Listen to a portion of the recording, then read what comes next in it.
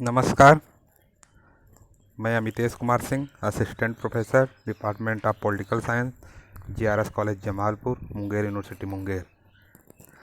आज हम भारतीय संविधान की प्रस्तावना पे चर्चा करेंगे, जो BA part 2 political science paper Indian government and politics के अंतर्गत आता है।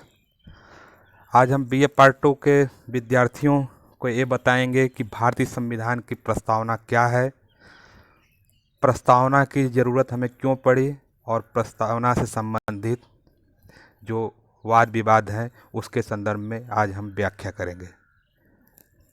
भारतीय संविधान की प्रस्तावना, जैसा कि हम जानते हैं, प्रत्येक संविधान के प्रारंभ में सामान्यतः एक प्रस्तावना होती है, जिसके द्वारा संविधान में मूल उद्देश्यों व लक्ष्यों को स्पष्ट किया जाता है। इस प्रस्तावना का मुख्य प्रयोजन संविधान निर्माताओं के विचारों तथा उद्देश्यों को स्पष्ट करना होता है, जिससे संविधान की क्रियान्विति तथा उसके पालन में संविधान की मूल भावना का ध्यान रखा जा सके। भारतीय संविधान की प्रस्तावना संविधान से जुड़ा हुआ एक श्रेष्ठ आभूषण है। यह तो भारत के लोकतंत्री गणतंत्रात्मक राज्य का एक संक्षिप्त लेकिन सारपूर्ण घोषणा पत्र है। संविधान के गौरवपूर्ण मूल्यों को संविधान में इस प्रकार रखा गया है। हम भारत के लोग भारत को एक संपूर्ण प्रभुत्व संपन्न, समाजवादी, धर्मनिरपेक्ष, लोकतांत्रिक गणराज्य बनाने के लिए तथा उसके समस्त नागरिकों को सामाजिक, आर्थिक और राजनीतिक न्याय, विचार, अभिव्यक्ति, विश्वास, धर्म और उपासना की स्वतंत्रता, प्रतिष्ठा और अवसर की समता प्राप्त कराने के लिए तथा उन सब में व्यक्ति की गरिमा और राष्ट्र की एकता तथा अखंडता सुनिश्चित करने वाली बंधुता बढ़ाने के लिए दृढ़ संकल्प होकर अपने इस संविधान सभा में आज तारीख 26 नवंबर 1949 ईस्वी मिति मार्गशीर्ष शुक्ल सप्तमी संवत 2006 विक्रमी को एतद द्वारा संविधान को अंगीकृत, अधिनियमित और आत्मार्पित करते हैं। यदि हम प्रस्तावना को देखें और इन शब्दों को देखें तो प्रस्तावना में व्यक्त किए गए सभी भाव सर्वप्रथम भारत के प्रथम प्रधानमंत्री पंडित जवाहरलाल नेहरू द्वारा संविधान सभा के प्रथम अधिवेशन में ही 13 दिसंबर 1949 के ऑब्जेक्टिव रेजोल्यूशन में अपनाए गए थे। पंडित नेहरू का यह उद्देश्य प्रस्ताव राष्ट्रीय आंदोलन के लक्ष्यों तथा राष्ट्रपिता महात्मा गांधी के विचारों और भावनाओं पर आधारित था। अब हम प्रस्तावना के जो मुख्य लक्षण है, जो मुख्य बिंदु हैं, उनकी विवेचना करते हैं तो हम पाते हैं कि इसमें जो है संप्रभुता, संप्रभुता क्या है। संप्रभुता को अगर हम प्रस्तावना में देखें तो प्रस्तावना यह दावा करती है कि भारत एक संप्रभु देश है। संप्रभुता शब्द का अर्थ है भारत किसी भी विदेशी और आंतरिक शक्ति के नियंत्रण से पूर्णतः मुक्त है, संप्रभुता संपन्न राष्ट्र है। भारत की विधायिका को यानी संसद को संविधान द्वारा तय की गई कुछ सीमाओं के विषय में देश में कानून बनाने का अधिकार है। यानी भारतीय संसद को बाह्य और आंतरिक मामलों में कानून बनाने की स्वतंत्रता प्राप्त है। उसे किसी देश का बंधन जो है उसके कानून बनाने में अड़चन नहीं ला सकता। प्रस्तावना जो दूसरे महत्वपूर्ण शब्द है समाजवाद, सोशलिस्ट। तो हम देखते हैं समाजवाद शब्द संविधान के 1976 में हुए 42वें संशोधन अधिनियम द्वारा प्रस्तावना में जोड़ा गया। समाजवाद का अर्थ है समानता, समता।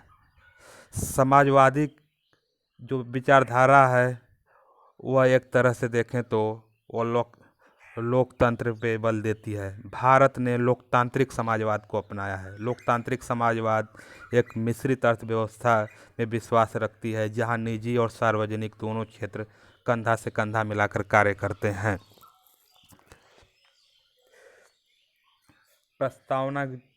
प्रस्तावना की जो तीसरी महत्वपूर्ण बात है, जो उसके महत्वपूर्ण विचार हैं, वो है सेकुलर, यानी धर्मनिरपेक्षता।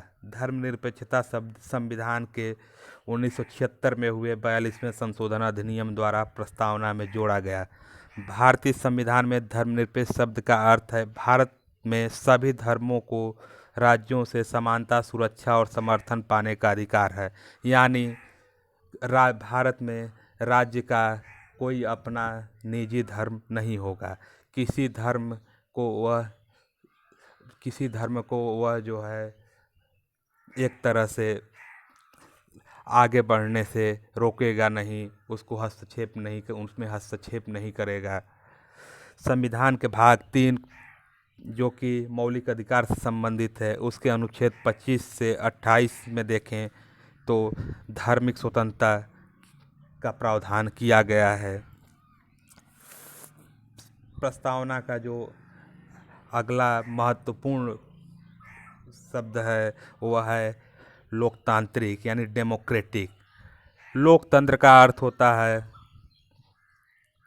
कि जनता के लिए जनता का शासन। लोकतांत्रिक शब्द संविधान की स्थापना में सरकार के रूप में होती है, जिसे चुनाव के माध्यम से लोगों द्वारा निर्वाचित होकर अधिकार प्राप्त होते हैं। भारतीय संविधान की प्रस्तावना इस बात की पुष्टि करती है कि भारत एक लोकतांत्रिक देश है, जिसका अर्थ है कि सर्वोच्च सत्ता लोगों के हाथ में है। लोकतंत्र शब्द का प्रयोग राजनीतिक, आर्थिक और सामाजिक लोकतंत्र के लिए प्रस्तावना के रूप में प्रयोग किया गया है। सरकार के जिम्मेदार प्रतिनिधि, सार्वभौमिक वयस्क मताधिकार, एक वोट एक मूल्य, स्वतंत्र न्यायपालिका आदि भारतीय लोकतंत्र की प्रमुख विशेषताएं हैं।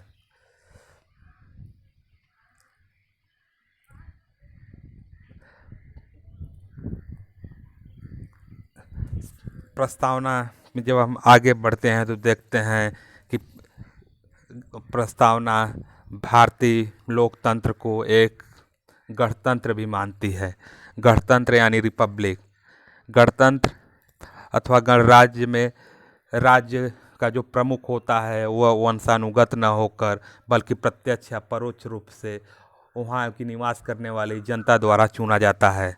यदि हम भारत को देखें तो भारत के राष्ट्रपति को लोगों द्वारा परोक्ष रूप से चुना जाता है, जिसका अर्थ संसद और राज्य विधानसभाओं में अपने प्रतिनिधियों के माध्यम से है। इसके अलावा एक गणतंत्र में राजनीतिक संप्रभुता एक राजा की बजाय लोगों के हाथों में निहित होती है। प्रस्तावना में जब हम आगे बढ़ते हैं तो देखते हैं प्रस्तावना स्वतंत्रता, समानता और बंधुत्व की बात करती है। प्रस्तावना में स्वतंत्रता का तात्पर्य एक व्यक्ति जो बेबस नहीं है, मजबूरी के अभाव या गतिविधियों के वर्चस्व के कारण तानाशाही, गुलामी, चाकरी, कारावास, तानाशाही आदि से मुक्त या स्वतंत्र है। यानी प्रस्तावना में जो स्वतंत्रता है वह व्यक्ति को, वह नागरिकों को एक तरह से जो है इन सारी चीज़ों से मुक्ति प्रदान करती है। यानी बंधनों से, इन सारी बंधनों से, जो अतार्किक बंधन है उससे मुक्ति प्रदान करती है। वहीं समानता से अभिप्राय समाज के किसी भी वर्ग के खिलाफ विशेष अधिकार या भेदभाव को समाप्त करने से है। संविधान की प्रस्तावना देश के सभी लोगों के लिए स्थिति और अवसरों की समानता प्रदान करती है। भारतीय संविधान देश में सामाजिक, आर्थिक और राजनीतिक समानता प्रदान करने का प्रयास करता है, जो कि प्रस्तावना में अक्षर वर्णित है। जहाँ भाईचारा की बात है तो भाईचारे का अर्थ बंधुत्व की भावना से है। संविधान की प्रस्तावना व्यक्ति और राष्ट्र की एकता और अखंडता की गरिमा को बनाए रखने के लिए लोगों के बीच भाईचारा को बढ़ावा देने पर बल देती है।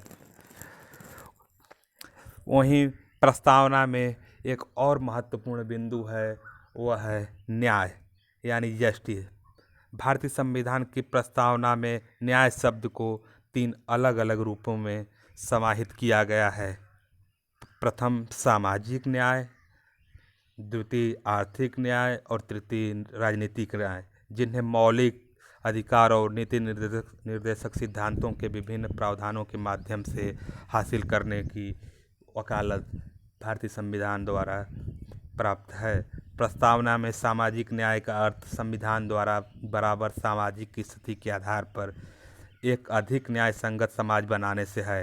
वहीं आर्थिक न्याय का अर्थ समाज के अलग अलग सदस्यों के बीच संपत्ति के समान वितरण से है, जिससे संपत्ति कुछ हाथों में केंद्रित न होके बल्कि सभी वर्गों में विभाजित हो। वहीं राजनीतिक न्याय का अर्थ सभी नागरिकों को समान रूप से राजनीतिक भागीदारी है, यानी प्रत्येक व्यक्ति को वोट देने के लिए सार्वभौमिक व मताधिकार और सामान्य मूल्य प्रदान करता है। प्रस्तावना को जब हम देखते हैं तो जवाहरलाल नेहरू ने जो प्रस्तावना के रूप में उद्देश्य प्रस्ताव 13 दिसंबर 1946 को जो प्रस्तुत किए थे, उसमें समय समय पे जो संशोधन हुए, उसमें सबसे महत्वपूर्ण जो संशोधन था 42वां संविधान संशोधन 1976 के संशोधन में अभी तक जो है जो 3 शब्द जोड़े गए, समाजवादी, धर्मनिरपेक्ष और अखंडता को जोड़ा गया। साथ ही साथ अदालत ने यानी सुप्रीम कोर्ट ने इस संशोधन को वैध ठहराया था। अब यदि हम देखें तो भारतीय संविधान की प्रस्तावना में मात्र एक ही बार जो है संविधान संशोधन हुआ है। अब हम देखते हैं कि सुप्रीम कोर्ट ने जब इस संशोधन को वैध ठहराया तो इसकी व्याख्या किस प्रकार से की। सुप्रीम कोर्ट ने कहा, भारतीय संविधान में प्रस्तावना को तब जोड़ा गया था जब बाकी संविधान पहले से ही लागू हो गया था। बेरोजगारी यूनियन के मामले में सुप्रीम कोर्ट ने कहा, प्रस्तावना संविधान का हिस्सा नहीं है। हालांकि यह सुप्रीम कोर्ट ने स्वीकार किया, यदि संविधान के किसी भी अनुच्छेद में एक शब्द स्पष्ट या उसके एक से अधिक अर्थ होते हैं तो प्रस्तावना एक मार्गदर्शक सिद्धांत के रूप में इस्तेमाल की जा सकती है।